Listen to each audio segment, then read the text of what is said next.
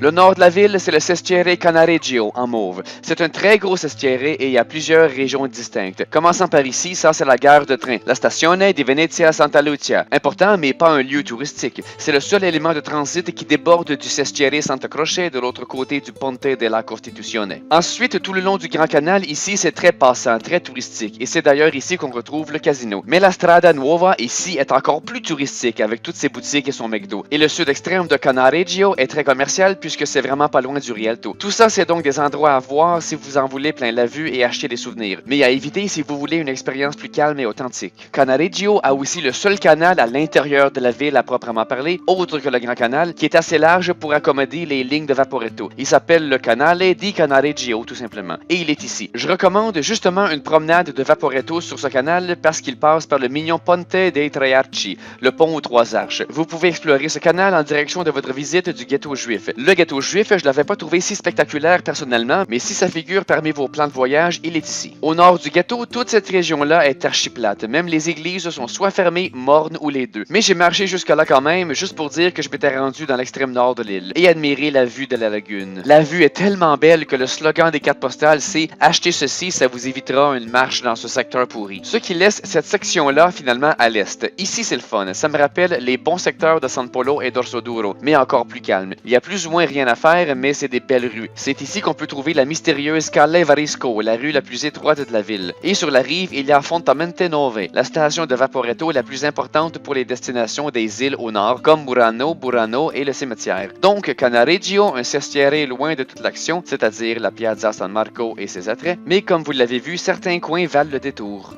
Merci beaucoup d'avoir regardé. Vous serez bien aimable de vous abonner et de me donner un petit like. Des heures de boulot pour moi, 2 petits clics pour vous. Vous en sortez, je crois, largement gagnant.